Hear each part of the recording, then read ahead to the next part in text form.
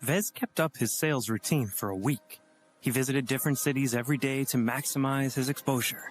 Lucky accompanied him to every location, and the cat's additional charm and charisma were a crucial component of Vez's success.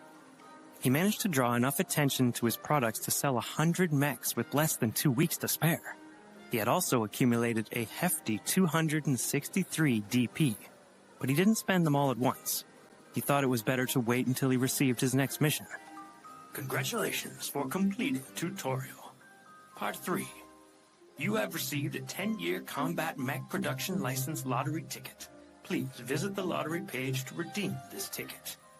For completing the mission with time to spare, you have been awarded a bonus lottery ticket. Vez decided that the system loved lotteries, which gave him a bad feeling. His luck with the lottery up to that point had been mixed. Hey, system, shouldn't you have sent me another mission by now? Please do not get addicted to missions. The system only offers missions to guide its users onto the right path. Only babies require constant hand-holding. Are you a baby? Vez practically fumed at the audacity. Who's the baby? He cried. You're a baby. The system's attitude had cut him to the quick. He knew that he had grown too accustomed to the system's guidance. Now that he lacked a clear goal to achieve, he felt as if he had been cut adrift. No, that's not right. I still have to prepare for the Young Tigers exhibition that starts in 6 weeks. And I have to make some progress toward collecting 5 million credits to pay off my interest in 2 months. What he needed was to advance his skills and earn a lot of money in a short amount of time. Vez was sure he could work on that without needing a system-generated tutorial to tell him how to accomplish it. Too bad I can't earn any more completion rewards. That reminds me, I still need to use up the rewards from my last mission. He rubbed his palms together like a Dickensian miser and turned to the lottery page. He ignored the option to spend DP on a lottery draw and instead selected the option to use the tickets he had already. First, he activated his bonus ticket. It came with the same stipulations as his previous lottery draws, and only entitled him to win an award from the lowest prize pool. The low-quality ticket snapped in half and revealed a familiar spinning wheel. Vez yanked the wheel vigorously, which caused it to make a satisfying clacking sound as the pointer spun through a variety of reward options. The wheel slowed down after half a minute. Time appeared to slow down for Vez as the wheel ticked on in an exaggerated fashion. The reduced speed allowed him to read the potential rewards hovering just out of the pointer's reach. Endurance candy, alien party ears, 100,000 bright credits, lantern of imperfection, 1-day haunt. The pointer passed over the endurance candy, swept past the strange ears, and looked as though it was about to land on the sum of credits. Vez would never object to more money. You have received a lantern of imperfection. The system had defied Vez's wishes yet again. Instead of receiving something that he desperately needed, he had instead received an old-fashioned burnished bronze lamp that had obviously seen better days. Lantern of imperfection. Light the lantern and shine it against a mech or component to reveal structural flaws. The flaws will only be visible to the lantern holder. The lantern contains enough oil to burn for 5 hours. This could actually be useful, Vez remarked. He found himself slightly impressed by the prize he had won. Machines with the ability to analyze and reveal structural flaws had always existed, but only high-tech researchers and manufacturers were usually able to afford them. The benefit of such a device was that it prevented defective material from being incorporated into a mech. Some parts could be troublesome to replace once they had already been assembled and combined with other components.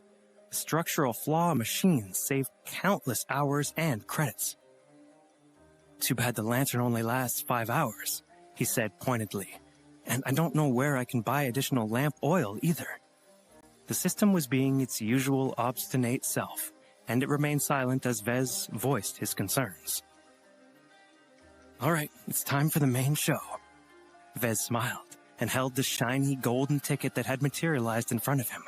With a satisfying tear, he ripped the ticket in half. Festive bells rang out, and a transparent, human-sized pagoda dropped down from the roof. The pagoda consisted of 9 stories, and each one spun in an alternating direction. The first to the left, the second to the right, and so on.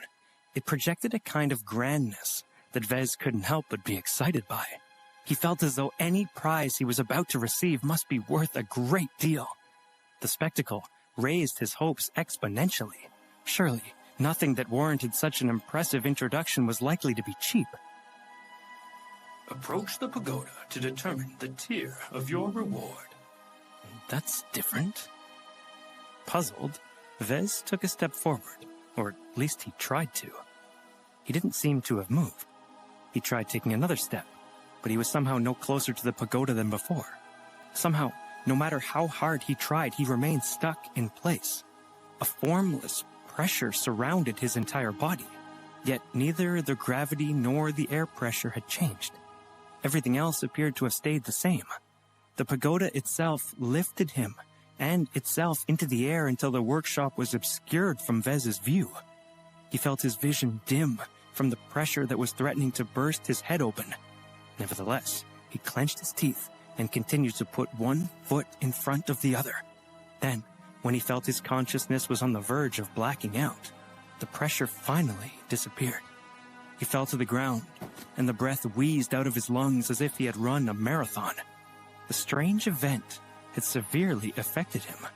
He didn't know exactly what the pressure had represented, but he hoped that he had successfully passed whatever test it was. Evaluation completed. You are eligible to draw a reward from the 5th tier. The pagoda transformed in response to the judgment. The bottom 4 stories and the 4 above the 5th level slowly ceased to rotate and eventually fell still. Only the 5th story of the pagoda continued spinning merrily. I don't know exactly what that thing did to me, but I guess I did an okay job, Vez concluded. He had no idea why the system had needed to resort to such mysticism just to present him with a simple production license. I need to do better next time. I swear, I'm not happy to remain average for the rest of my life. Now that the test had ended, Vez easily approached the side of the pagoda. Its 5th floor continued to turn, whipping up a small current of air that blasted his face. Even Lucky jumped down from the couch to inspect the strange floating structure. He looked thoroughly confused, and Vez was positive the cat was wondering what was making the shiny new thing spin. A small, hand-sized bell appeared in midair. It looked like one of the bells from the ancient Terran temples. A small cord dangled from the clapper that enabled the bell to ring. Please pull the bell when you're ready. Vez held the end of the cord and pulled firmly. The bell released a delicate tingling tone that caused the pagoda's 5th story to shine even brighter as its rotation lost momentum. Like the regular lottery wheel, the pagoda's many sides displayed various prizes. Vez recognized a few of their profiles and determined them to be mostly last-gen models. That meant that the mechs had first seen commercial release within the last 30 to 70 years, which was a fairly good range. Any mech models older than last gen were considered obsolete. Their performance couldn't keep up with the models currently in use, even in an assisting capacity. The price of such mechs often matched the cost of raw materials and production, meaning Vez would never make any profit from one, even if he handcrafted the mech in his own boutique. On the other hand, newer models also presented him with a few problems. The more current the mech model, the stricter its license was. Only trusted mech designers and large commercial enterprises ever received approval to buy them. In addition, newer designs incorporated more advanced technology that required special machines to fabricate. His 3D printer was a run-of-the-mill, current-gen product with no special features. It was capable of printing almost any of last-gen specialist components, but when it came to current generation's fancy tech, he would need to acquire millions or even billions of credits worth of production lines. The pagoda finally stopped its lumbering process. Vez's stomach sank when he recognized the white, medium-sized mech on its front-facing wall. Congratulations. You have received a 10-year production license for the following mech. National Aeromotives Caesar Augustus CA1. Damn. Vez muttered, and all his excitement drained away like dirty bathwater. His comm gave the signal to indicate that he had received mail. He tapped the message numbly. The message included a lot of legal paperwork from the so-called Future Sons Technology Institution. Vez skimmed the lengthy text. We hereby grant you with an unlimited production license of the Caesar Augustus CA1, valid for a duration of 10 years from the signing of the included contract. No matter how many misgivings Vez had about the CA1, he was stuck with it. He quickly signed the contracts to get the paperwork out of his sight. He then received another message only a few minutes later, showing that the local authority had successfully approved the contract. Vez now possessed a legal license to produce the Caesar Augustus. Double damn! Vez felt like he wanted to cry, but he had no time for tears. The Caesar Augustus had a colorful history. Vez happened to be familiar with it because it had been part of a lesson in college about what not to do. The story started 50 years ago, when National Aeromotives, a renowned manufacturer of air cars and shuttles, had decided to enter the mech market. It had adopted a two-pronged approach. The first had been to license a couple of mainstream designs, retool a couple of factories, and pump out loads of terrible quality but cheaply priced mechs. The sheer quantity of mechs they made had allowed them to rapidly discover the intricacies of mech production. The quality of their mechs had improved with each production run. Their second idea had been to allow Jason Kozlowski, the son of NA's CEO, to learn how to design mechs. He had attended one of Estelon's premier mech design programs. An important side note was that Jason was a spoiled brat. Consequently, he had spent much of his time in Estelon attending parties and getting drunk off his ass. Only his superior genes had enabled him to perform well enough in class to graduate. When Jason had returned home, he made a jaw-dropping announcement to the galactic press. He had claimed that he only needed 1 month to design a fully original mech that would outperform all of the period's current generation designs. Many industry insiders had scoffed at his boastfulness. Many freshly graduated mech designers weren't capable of designing a model that could outperform a last gen, let alone outperforming a current generation mech. It took years of experience, the acquisition of many skills, and an ability to adapt to new technologies to become capable of producing such a stellar mech. In any case, the public had hung on to Jason's every word, deciding that someone with so much on the line surely wouldn't renege on his promise. After the announcement, a couple of black-suited men had quickly whisked the prodigal son away from the press conference, and he hadn't been seen again for a month. Some conspiracy theorists had guessed that National Aeromotives wanted the public to forget about Jason's pledge, but Jason had shown up in front of the press exactly 30 days later.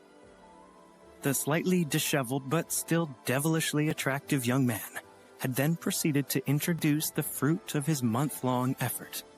He had dared to name it after the first ancient Roman emperor, since it was indeed capable of outperforming most mechs of the current generation. Its majestic posture and stately head design alone showed that Jason had spent a lot of time matching the mech's aesthetics to its superb offensive power. The Caesar Augustus offered supreme offense and defense in the medium-weight class. By far the most expensive component was National Aeromotives' proprietary armor plating, originally designed to protect its most luxurious line of space shuttles from the direct impact of micro-asteroids. Though expensive and difficult to produce, the armor offered superior protection that approached next-gen standards at the time. The CA1 also provided a variety of offensive options. Its main weapons were its 2 wrist-mounted laser cannons.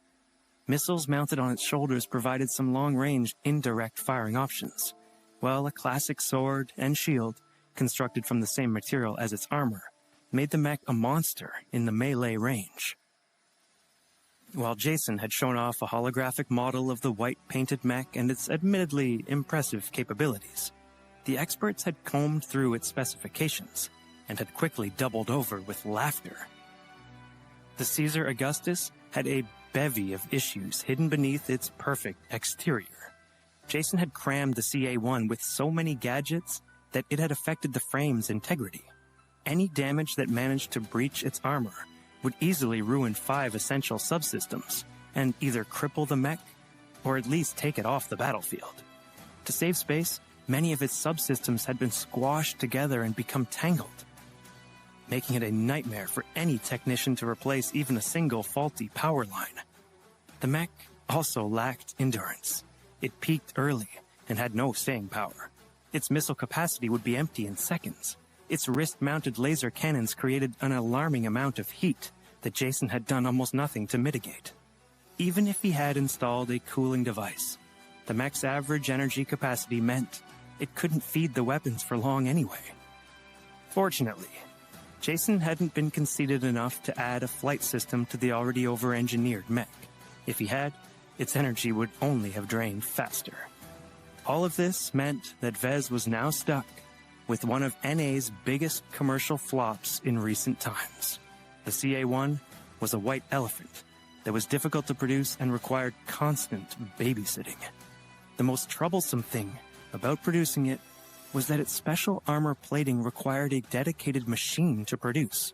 Vez's 3D printer wasn't advanced enough to produce it on its own. It was impossible for him to produce a stock model of Caesar Augustus in 2 months. He lacked the time, money, skill, and equipment to accomplish such a feat. And even if he did manage to cobble together a model, there was the question of whether it would sell. However, the system had awarded him with just 1 production license, and, for better or worse, Vez was stuck with the elephant. "It's not like I'm limited to using the stock model," he reasoned. "I still have the system." If he could use the system to redesign the CA1, he might be able to come up with a less demanding version of Jason's first masterpiece. He wasn't ready to give up. His mind had already begun to draw up a tentative plan.